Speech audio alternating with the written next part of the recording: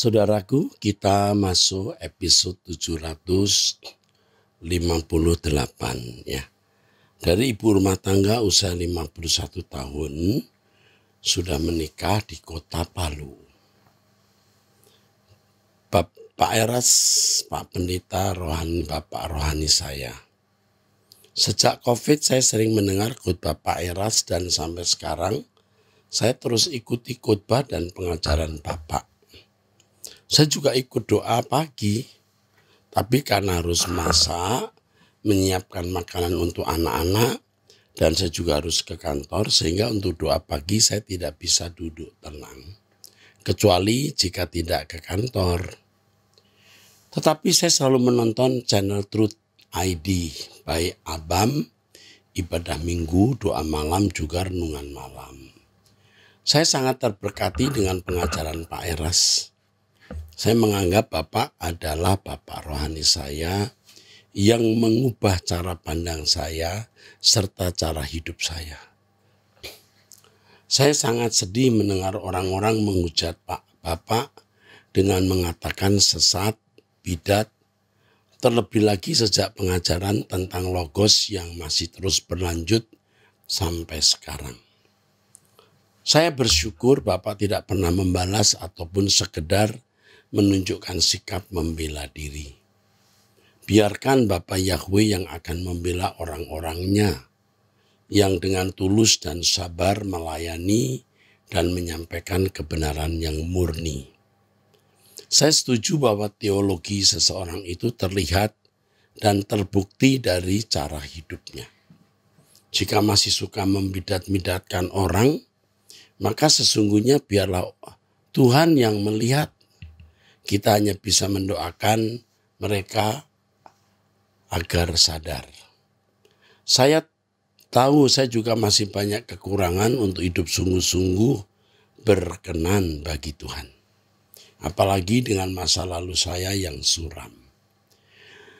Tapi saya percaya Allah mengasihi kita semua. Karena itu saya mau fokus untuk hidup menuju LP3 atau langit baru bumi baru. Mohon doanya agar saya juga bisa menuntun anak-anak dan saudara-saudara saya agar sungguh-sungguh hidup berkenan bagi Bapa di surga. Saat ini saya sedang dalam pergumulan karena cucu saya sedang dirawat di rumah sakit karena bronkitis dan pneumonia. Dan saat ini akan bersiap untuk dirujuk karena menurut hasil foto ronsen ada benjolan di paru-parunya. Saya mohon doa untuk kesembuhan cucu saya ya Pak. Saya sedih melihat anak dan menantu saya. Apalagi cucu saya yang baru akan berusia setahun. Besok tanggal 20 Agustus. Saya ada kesaksian tahun lalu. Saat saya temukan benjolan di payudara saya.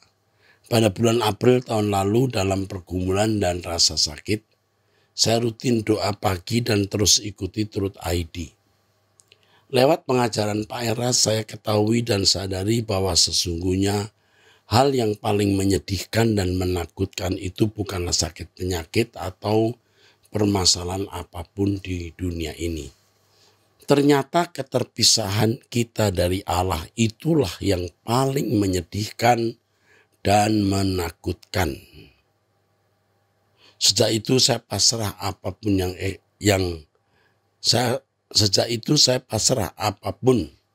saya ikhlas terjadi dalam hidup saya asalkan saya tidak terpisah dari Allah Bapa.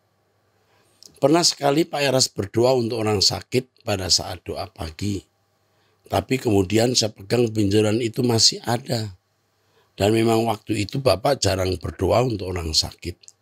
Kemudian untuk kedua kalinya pada ibadah doa malam tanggal 24 Juni. Kebetulan saat itu Bapak berdoa untuk orang-orang sakit. Dan saya pun untuk kedua kalinya mencoba tumpang tangan di payudara saya. Setelah selesai doa seperti ada suara menyuruh saya menyentuh payudara untuk mengetahui benjolan tersebut. Saya agak ragu karena saya sudah pasrah. Namun suara hati saya seolah memaksa untuk memegang payudara saya. Dan saat saya pegang kok tidak ada. Saya coba cari dan menekan lebih dalam untuk mengecek, dan puji Tuhan luar biasa pekerjaan Tuhan buat saya. Benjolan itu hilang pada saat itu juga. Saat ini apakah salah jika saya memohon lagi pada Tuhan agar cucu saya disembuhkan dan dipulihkan? Oke. Amin. Tuhan tolong cucu ibu ini. Kami mengasihi keluarga ini. Bapak, kami mohon agar cucu ibu ini sembuh dan panjang umur. Untuk kemuliaan Allah Bapa. Amin. Oke. Saya teruskan dengan pertanyaan berikut dari pria usia 33 tahun.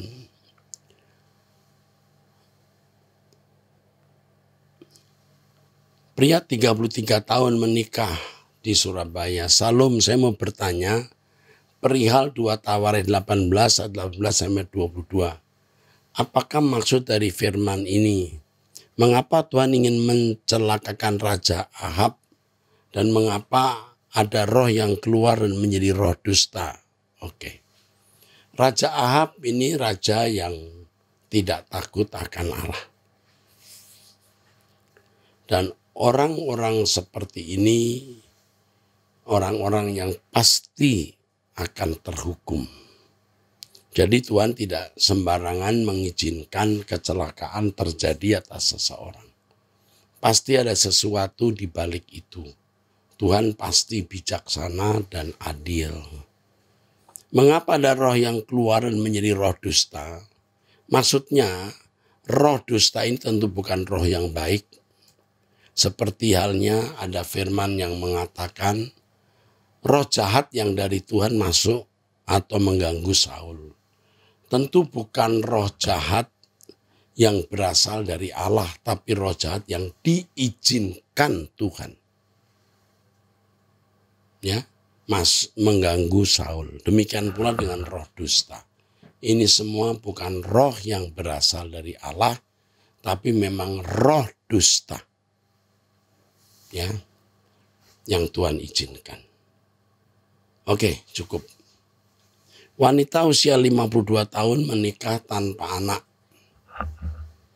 Pak Eras, terima kasih Pak menjawab di Abam yang lalu. Saya belajar banyak, bahkan saya belajar banyak, sangat banyak dari setiap permasalahan di Abam, dan ikut doa pagi sambil terkadang terkantuk-kantuk. Makin saya dekat Tuhan, saya mendapati banyak hal buruk yang tidak pernah saya duga, yang sudah saya curigai sejak lama. Karena ajaran Pak Eras lah, maka saya belajar diam dan bertanya hanya kepada Tuhan. Pak, saya diberitahu lagi bukti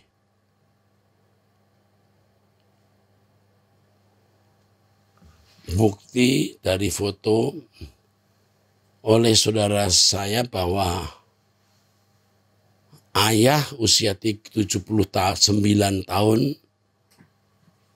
telah lama selingkuh dengan asisten rumah tangga masa remaja kami. Begitu ya. Saya marah dan gusar Pak, dan itu sangat mengganggu damai sejahtera saya, sehingga saya tidak bisa berdoa dengan tenang Pak. Apakah saya berdosa jika saya tidak lagi mau menegur Bapak saya ya Pak? Saya mohon nasihat dari Pak Eras. Saya berusaha menghormati orang tua laki yang sudah menyakiti almarhum ibu kami dengan perbuatan zinahnya berulang kali. Jadi waktu ibu ini masih remaja, bapaknya selingkuh. Bagaimana dan apa yang harus kami lakukan kepada wanita selingkuhan itu? Apa kami harus mendiamkan? Bagi saya perbuatan bapak kami sudah seperti orang gila seks. Setiap saya memaafkan dan menutup masalah, selalu ada masalah baru, borok-borok lama dari bapak. Saya lelah dan terintimidasi Pak. Bolehkah saya meminta kepada Bapak Yahweh supaya menghentikan bapak saya ini? Oke. Yang pertama, kalau bapakmu ditanya apakah ingin berkeadaan seperti ini, ya, yang gila seks menurut kamu, pasti bapakmu juga tidak ingin. Tetapi perjalanan hidup membawa bapakmu kepada ikatan libido, ikatan seks, sehingga melakukan perselingkuhan. Kamu memandang ayahmu seperti ini tidak boleh seperti hakim. Kamu bukan hakim. Kamu harus melihat ayahmu seperti ini berbelas kasihan. Emosimu, marahmu tidak membuat kamu mendengar suara Tuhan. Coba sekarang teduh dulu, minta hikmat Tuhan. Bagaimana mentreat papamu, ya, yang sudah usia 79 tahun, yang pernah selingkuh dengan asisten rumah tangga, dan sekarang bagaimana sih kamu terhadap selingkuhannya atau selingkuhan-selingkuhannya, jika itu lebih dari satu. Harus minta hikmat Tuhan. Dan saya sering menasihati, orang-orang rusak seperti ini harus dilihat sebagai pasien. Jangan mengenakan ukuran bajumu ke badan bapakmu. Kamu tidak tahu latar belakang dulu sampai papamu berkeadaan seperti ini. Berdoa kepada Allah Bapa, Elohim Yahweh, untuk mengubahkan orang tuamu, bisa. Tetapi cara kamu mentreat atau menghadapi dia harus bijaksana. Ya, kamu penuh kemarahan dan kamu menuntut orang tuamu menjadi seperti yang kamu ingini, plus dendam karena almarhum ibumu pernah dikhianati oleh bapakmu, dan kamu merasa kamu ini di pihak ibumu dan merasa terkhianati. Jangan begitu. Ya, terima orang tuamu sebagai pasien. Bapakmu sakit jiwanya, perlu kesembuhan. Jangan jadi hakim, tapi jadi anak yang menggembalakan orang tua. Roh Kudus menolong kamu kiranya. Amin. Dari wanita usia 61 tahun, ya, belum menikah. Pak, saya mau tanya, badan saya ada beberapa tato, salah satunya di punggung yang dilakukan oleh seorang bante dari Kamboja beberapa tahun yang lalu. Katanya untuk banyak rezeki dan lain-lain. Saya menyesal, Pak. Saya tahu kalau itu nggak berarti sama sekali. Kalau itu mendukakan hati Tuhan, dan sekarang saya sudah bertobat. Setia dan doa pagi, belajar banyak dari Pak Eras yang rendah hati. Logos semua saya ikuti, Abam dan khotbah-khotbah lainnya. Bagaimana saya menghilangkan rasa berdosa saya atas tato itu? Tolong jawab, Pak. Tato itu tidak punya pengaruh lagi kalau kamu bertobat. Kalau masih belum yakin, kamu urapi bagian itu dengan minyak urapan, minyak yang kamu doakan dalam nama Yesus. Selesai. Tidak usah dipersoalkan sama sekali. Yang penting karaktermu berubah. Karakter ibu makin serupa dengan Yesus, sempurna seperti Bapa. Roh Kudus pasti pimpin Anda untuk bisa mengatasi hal ini. Ini bukan masalah besar. Jangan dipandang besar yang akhirnya jadi beban pikiran. Lewati saja. Tuhan memberkati.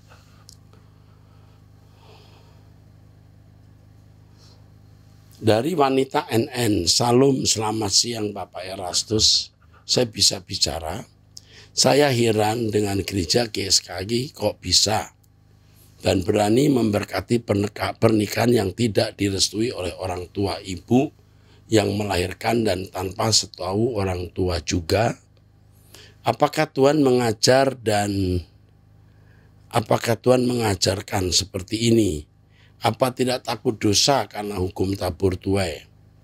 Saya tanya ke beberapa gereja Pentakosta, GMS, banyak juga saya bertanya pada beberapa pendeta dan sinode, mereka semua mengatakan tidak berani, takut karena tabur tuai.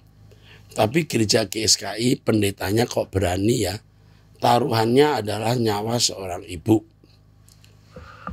Pada tanggal 8 September 2023 kalau GSKI berani untuk memberkati pernikahan di saat itu ada nyawa seorang ibu hilang. Ingat ya, gara-gara GSKI hari ini ada keributan besar antara anak dan ibu. Apakah Tuhan yang Anda sembah mengajarkan seperti ini? Ini gereja kok malahan membuat ibu anak bertengkar. Kalau sampai memberkati berarti membunuh. Saya tidak tahu maksud tulisan ini. Karena GSKI ini banyak ya, 220 gereja lokal. 2000 maksud saya. Ada 200 lebih gereja lokal. Ini GSKI yang ada di mana?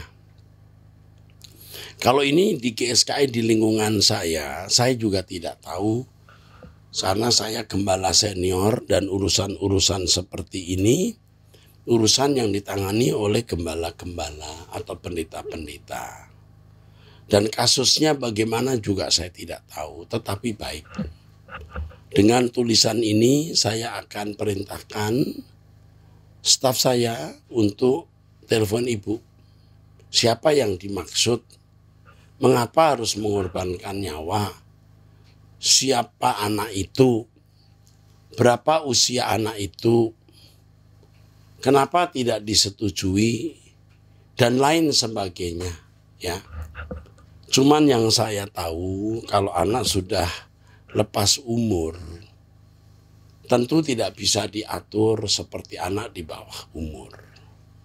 Ya, saya tidak perlu siapa-siapa ya Bu, nanti tolong dihubungi nih. Harus dihubungi oleh senior ya. Ya, dihubungi oleh Pak Saikum saja. Ini masalahnya mungkin berat. Baik Bu, ini Ibu ya. Ibu atau Bapak ya, NN soalnya. Perasaan saya Ibu nih. Ya. Baik, kami akan responi. Tapi jelas ya, saya sudah melayani lebih 40 tahun dengan 1001 masalah yang pernah saya alami. Tentu saya selaku orang yang sudah cukup umur tidak bertindak gegabah. Ya. Oke, saya baru melihat dari satu pihak ibu ya. Saya belum dengar dari pihak anak yang mau diberkati itu apa sebab musababnya sampai begini. Oke, terima kasih untuk masukannya. Bapak Ibu perlu tahu bahwa apa yang saya baca ini belum saya baca sebelumnya. Jadi semua saya jawab secara spontan. Saya belum membaca pertanyaan-pertanyaan ini sebelumnya. Oke, sekarang dari pria usia 31 tahun menikah wira swasta di Cirebon. Salam Om Eras, saya pernah mengikuti ritual pengisian gaib di kota K, Jawa Barat. Sejak saat itu saya seperti ada yang mengikuti dan mulai saat itu juga saya sering kedutan yang di mana kedutan tersebut sering sekali terjadi ketika saya sedang fokus mendengar khotbah, sedang fokus berdoa dan lain-lain yang berhubungan dengan ibadah. Kedutan tersebut seperti sedang menertawakan saya. Dan saat ini saya tidak ke gereja manapun karena dikecewakan oleh pendeta dengan faham teologi kemakmuran. Pak, saya rindu pelepasan tapi saya trauma dengan pendeta dengan teologi kemakmuran. Saat ini saya hanya mengandalkan ibadah Selasa Truth, ibadah doa malam jemaat Truth ID dan Minggu ibadah di Truth. Mohon bantu saya untuk pelepasan, oke? Ini dihubungi Pak Sutardi ya. Kami akan menghubungi Anda. Jika Anda bisa datang ke gereja kami, saya doakan, saya lepaskan. Anda bisa trauma kepada seorang, 2 orang, 3 orang pendeta dan bisa menemukan kesalahan pendeta atau seorang pendeta atau beberapa pendeta. Tapi tidak semua pendeta seperti itu. Ya, oke. Dari wanita usia 47 tahun menikah di Jakarta Utara. Pak Era, saya ingin menceritakan permasalahan rumah tangga saya. Mulai dari bulan Maret, suami saya pergi dari rumah dengan izin ke saya pergi jadi driver Grab Car dan saya izinkan dengan memberikan kunci mobil dan uang pegangan untuknya. Namun, sampai hari ini tidak pulang-pulang. Karena kecurigaan saya, akhirnya saya cari tahu dan dapat ternyata suami saya menikah lagi secara muslim dengan menjadi mualaf. Dan istri selingkuhannya sedang hamil 4 bulan. Apa yang harus saya lakukan? Sementara Alkitab menentang perceraian. Dan selama pernikahan saya dengan suami sudah berjalan 22 tahun, begitu panjang yang saya lewati. Sebelumnya pun suami saya sering kabur-kaburan jika ada persoalan yang terkadang saya nggak mengerti persoalannya. Dia yang buat sendiri agar dapat kabur pergi dari rumah. Dari pernikahan kami memiliki 3 anak, 1 anak laki dan telah menikah dan sudah memiliki seorang cucu dan 2 lagi anak perempuan. Selama ini saya yang bekerja memenuhi kebutuhan anak-anak. Menurut Pak Eras apa yang harus saya lakukan karena ternyata suami saya sudah menikah dan menjadi mualaf. Ya saya harus menyampaikan begini Bu, lupakan dia. Teruskan hidup ibu dengan anak-anak. Lupakan dia, anggap dia sudah mati, ya. Jangan mengusahakan perceraian. Apa artinya legalitas itu? Kecuali nanti menghadapi masalah hukum. Jadi sementara yang ibu lakukan diam saja. Ya saya tidak tahu mobil yang dibawa milik ibu atau milik dia, ya. Tapi untuk sementara hati saya mengatakan diam. Ya diam. Ibu bisa mencari nafkah untuk anak-anak, teruskan perjalanan ibu dengan anak-anak. Ya suami ini memang tidak punya integritas, lemah jiwanya, mudah jatuh dalam dosa atau mudah terombang-ambing. Nah ini yang saya sarankan jika nanti ada masalah menyangkut hukum, ibu hubungi kembali kami dan kami bisa bantu. Oke, saya kira itu saja. Ibu diam, jangan ambil hati, anggap dia sudah almarhum. Ya, anak-anak ibu kuatkan karena sudah cukup dewasa ya. Supaya anak-anak juga belajar menerima kalau ibu gusar, upset, kacau, galau, anak-anak ikut ke bawah. Ibu tenang dan ketenangan ibu akan menjadi teladan yang luar biasa untuk anak-anak ibu. Tuhan memberkati. Tentu sementara ini ibu ikut terus Truth ID, doa pagi bersama saya, Tuhan memberi kekuatan, ya. Oke. Dari pria usia 49 tahun menikah 3 anak di Pasuruan. Terima kasih sudah membacakan pertanyaan saya di Abam episode 737. Sebelum saya dengar jawaban dari Pak Eras di episode tersebut, saya semakin terintimidasi sama kuasa gelap dalam pikiran saya, Pak. Apa ini intimidasi atau pikiran yang keluar yang tidak bisa saya kontrol? Yang tidak saya kontrol, tidak bisa saya kendalikan. Pertama, pikiran saya ini selama berpikir jorok dan kotor tanpa terkendali, tapi saya selalu lawan dan kemudian tanpa sadar dan tanpa terkontrol pula saya memikirkan kata-kata umpatan yang seharusnya tidak diucapkan. Tapi itu tanpa sadar malah terus terpikirkan, bahkan mungkin pikiran itu atau kata-kata itu sempat terlintas kepada Tuhan. Selintas kepikiran ke sana. Oh ya, saya mengerti pikiran seperti ini dulu pernah terlintas di dalam diri saya waktu masih muda. Tapi saya tengking terus sampai saya nangis minta ampun dan minta Tuhan mampukan untuk mengendalikan pikiran saya. Saya coba lawan terus Pak, dan sedikit-sedikit bisa saya hilangkan, tapi kadang muncul dari pikiran ini tanpa bisa saya kendalikan. Tapi dengan kejadian itu saya sangat merasa berdosa dan minta ampun dengan sungguh-sungguh kepada Tuhan, bahwa aku tidak ada niat sama sekali mengatakan itu dalam pikiran saya, karena tiba-tiba muncul. Saya takut banget Pak, saya sudah dibuang dari hadirat Tuhan, padahal saya tidak ada kesengajaan berpikir itu. Pikiran saya sekarang yang sedang bergejolak. Saya nasihati dulu ya sebelum saya baca terus. Tenang, kalau menghadapi pikiran seperti itu, you harus tenang. Jangan lawan dalam nama Yesus, tidak perlu tenang. Pikirkan kebesaran Allah. Allah itu baik, Allah itu besar, Allah itu mulia. Ya, pikirkan itu. Baca Alkitab atau meditasi, tapi penyembahan, jangan kosong pikiran. Haleluya, terpujilah Engkau Tuhan. Kalau ada pikiran kotor, jorok, atau hujatan terhadap Allah, itu kan belum Anda lakukan dan tidak akan Anda lakukan. Anda belum perlu minta maaf kepada Tuhan. Jangan sampai Anda sudah merasa bersalah, lalu bahkan Anda merasa sudah dibuang Tuhan. Tuhan tidak membuang Anda. Anda sedang bergumul dan Anda berkata, aku di pihak Tuhan. Tapi ingat, tidak perlu menjadi gusar, tenang, teduh.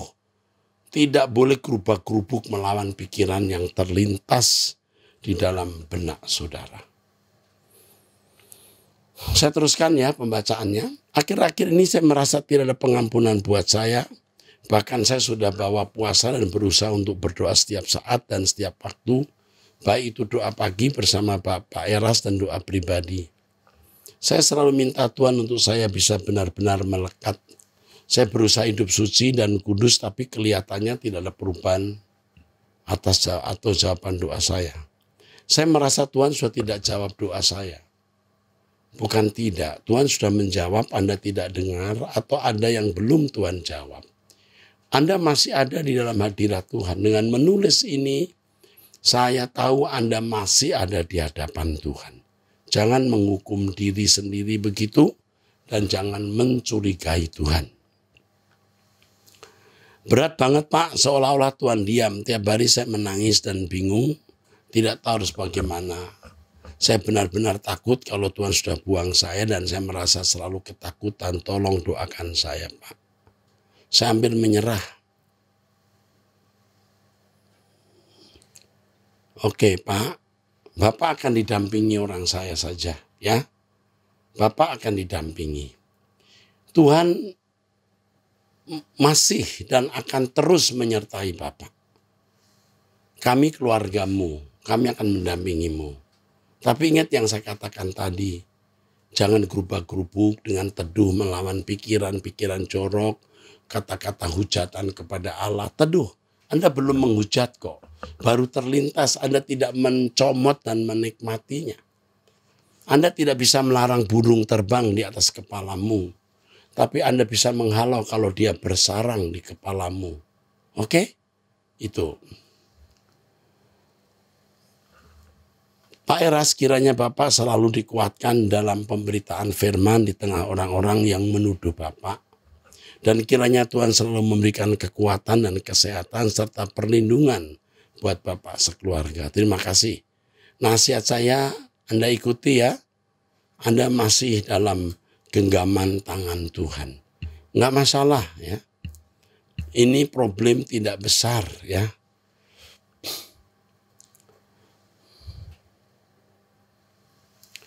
Dari pria usia 39 tahun sudah menikah di Bekasi. Salam Pak Pendeta Eras, saya ada membaca Alkitab bersama anak berumur 5 tahun, anak saya maksudnya. Dibukakan ayat berikut, dan hari kematian lebih baik daripada hari kelahiran. Pengkhotbah 7 ayat 1. Dan Yesus menjawab katanya, aku berkata kepadamu sesungguhnya jika seorang tidak dilahirkan kembali, ia tak dapat melihat kerajaan Allah. Kata dilahirkan di pengkhotbah dengan dilahirkan di Yohanes pasal 3 ini beda. Yohanes pasal 3 bicara soal pembaharuan yang dialami seseorang ketika dia menerima kebenaran firman, bertumbuh, kodrat ilahinya tumbuh di dalam dirinya, dia menjadi manusia baru. Nah itu kelahiran baru. Sedangkan di pengkhotbah maksudnya adalah bahwa hari kematian lebih baik daripada hari kelahiran. Ini konteksnya ketika hidup ini sia-sia karena dosa, hidup ini sia-sia ketika seseorang tidak takut akan Allah. Makanya kita pengkhotbah diakhiri dengan takutlah akan Allah. Kalau tidak demikian, malang, lebih baik tidak pernah dilahirkan di bumi daripada dilahirkan tapi tidak takut akan Allah. Oke, hanya ini jawaban yang saya bisa berikan. Sampai jumpa di episode yang akan datang.